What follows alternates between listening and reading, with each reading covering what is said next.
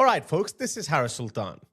I have made my life's mission to tell the West about the dangers of Islam.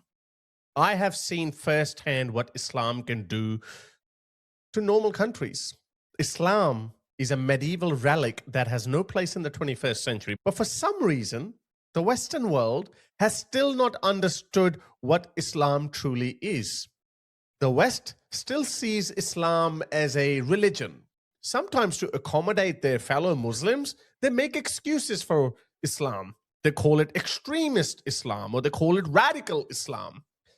When Muslims themselves tell us that there is no such thing as radical Islam, there's only one Islam, which is a complete way of life. It's not just a benign religion that fills the spiritual gap in people's lives like other religions.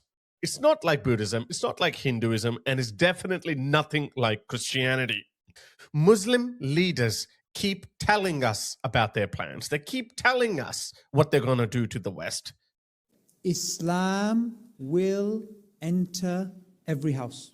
Something we all believe in, and we do not have any doubts. That's visionary. That's a powerful mission. It's a sacred struggle. Islam will enter every house. But I don't know. I don't know why the greatest civilization humanity has ever come up with, i.e. the West, cannot seem to find a solution for it. Right here on this channel, I've been playing videos of Muslim clerics and Muslim imams, whether they're in the UK or France or Norway or in America, simply telling you what they're going to do to infidel Western countries. But I don't know if it's making a difference. I hope it's making a difference, but that doesn't mean that I should stop talking about it. Have a look at this, another video of another American imam, this time in Minnesota, telling Americans that they should be scared of Muslims. Now that the people of America are standing for you, will you share with them the light and the beauty and the majesty of Islam? Or will you stay in hiding? Tell the young people to continue to study, to prepare themselves to become the doctors, the lawyers, the engineers, to become the mayor, the police chief, the leaders of Congress, and those that were born in America. Prepare yourself to be America's next president. Share with them. Can you believe this? Look at their objective. There's nothing wrong with a normal American saying that you should become doctors and engineers and scientists and strive to become president of the most powerful country in the world. There's nothing wrong with that. What is wrong is when you have an ulterior agenda, you're saying that from the Islamic perspective, you're saying that is the way of Islam to rule the world. Now, Islam is a failed ideology. It cannot produce functioning society. Just look at the Muslim world, okay? So I know because of their incompetency and because of their flawed ideology, they won't be able to achieve their goals. However, that still doesn't mean that they cannot harm us. Just look at the UK. Keir Starmer is destroying the UK's special relation with the United States just so he can appease a tiny segment of his population, about 7% or 10%, which is made up of Muslims. On Iran, I want to make clear the UK was not involved in the offensive strikes of the US and Israel, and that remains the case.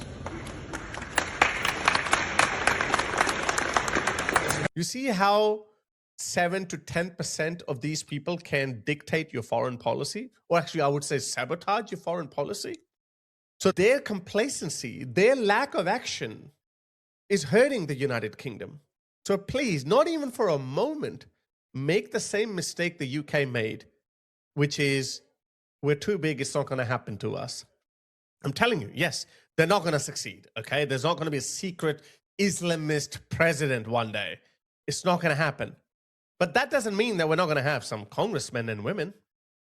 We've already got a couple, Rashida Tlaib and Ilhan Omar. We've already seen how they have damaged America's social fabric. It is only going to exacerbate. And they're saying it. They're laying out their plans out in the open. People of Minnesota, the words of the Quran, the wisdom of the Prophet, and the beauty of our community, because this is your moment of grace. You have to make up your mind today as Muslims in Minnesota. What is your position in defending the lives and the future of your people? Go to your own country. If you see yourself as your own, this is a problem, guys. And this problem is always going to stay there. They never see themselves as American. They will never see themselves as Americans. Ayaan Hirsi Ali said that the reason why these Somalis are very tribal people, they see themselves as Somalis in America, and we have to shield ourselves from the outside world, i.e. Americans. And by hook or by crook, if we can somehow enrich ourselves, either through fraud or whatever, then that's fair game. And that's not just Somalis. They might be a little bit different in their behavior vis-a-vis fraud and all that kind of things. But Muslims in general, look at the UK again. See, we don't have to go anywhere. We don't have to imagine a far distant, unlikely future. You only have to look at the UK. Bradford, Manchester, Birmingham, parts of London, they've already fallen. There's so many neighborhoods where you wouldn't find a single white British person. What happens? They put up their own councillors, their own MPs. That's what they do. What makes you think it's not going to happen in the US? Especially when they're going to make 10 babies per woman. The Democrats, as soon as they win the presidency, they're going to bring in a lot more Muslims. It's going to happen, guys. It's going to get bad. Nobody asks you to be violent. You don't have to be violent. Your weapon is your faith. Your strength is your unity. And you must quickly engage the American people. This is the genius of the Muslim Brotherhood. And they planned this over 100 years ago. We don't have to be violent. Because you can't. I mean, then they'll get destroyed. Osama bin Laden tried to be violent. Look what happened. They can't be violent. They don't need to be violent. I think it was Muammar Gaddafi who said that we're going to conquer Europe through the womb of our women.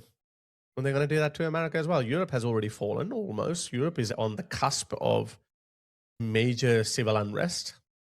Do we want that in America? It's only 1%, 2%. And look at that. That's the genius plan. You don't have to be violent. Just make more babies. Keep educating yourself.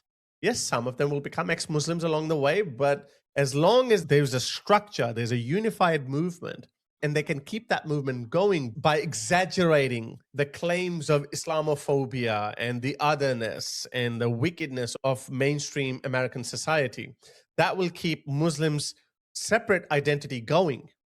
That's basically creating a parallel society. That's the whole purpose of creating parallel societies, that you have your values over there, we have values here, we're going to boost our numbers, and when we have enough numbers, then say the Shahada, like this guy said. That's what I'm saying. That's the worst part. They have laid out their plan out in the open, and we still have people who are not willing to believe it. Imagine in the 30s, Hitler was literally shouting from the rooftops. He wrote a second manuscript. It's known as Hitler's second book, which never got published because they decided against revealing their plans. He actually said that he's going to go into Czechoslovakia and Poland and all that, but he didn't publish his second book because he didn't want the Allies to know. And then you obviously know the Munich Agreement and how he fooled Chamberlain. But imagine if Hitler had said what these people are saying. We're going to send our German kids to America and Britain and France, and we're going to tell German women to make babies, and then we're going... Imagine if they had done that. How would Churchill and Roosevelt had responded to that? And look how weak our today's leadership is. Do you think Keir Starmer doesn't know this? You think he hasn't seen Mohammed Hijab and all these people laying out their plans? You think they don't know that? They know that. But they're cowards. They lack spine. They're worried about the next election cycle. They're not worried about the British people. Trump is different, but even Trump will have to do a lot of work. We might need to get Israel's help to curb this challenge. Especially the people of Minnesota. We just elected a Muslim to be the mayor of New York. That's the home of 9/11. And those that are in opposition to Islam, they're watching the growth and the development of the Muslim community, and it scares them. You know why? Not because you're a threat. No. They think you're about to replace those of privilege of the days of old. They see the Muslims as their replacement. And to be honest with you, we are their replacement. We are, as they would say, the new kids on the block. And this is our moment. Is this really their moment? Let me show you another Muslim at Times Square. Again, they announce it. They're announcing it to the world and they expect you to just roll over and die. I just don't understand. Imagine if we said that we're going to Saudi Arabia, we're going to replace you. How would that not be offensive? You'll get beheaded. And you know what? I wouldn't even complain about it because you don't go to someone's country and say, we're going to replace you.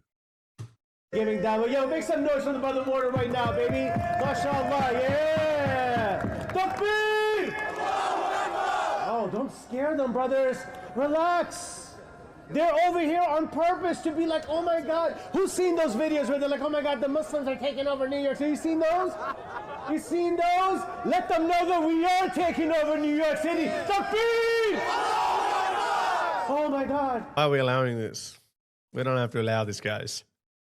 I have said this for a very long time. It's counterintuitive to allow free speech to the system that doesn't believe in free speech. Islam does not believe in free speech.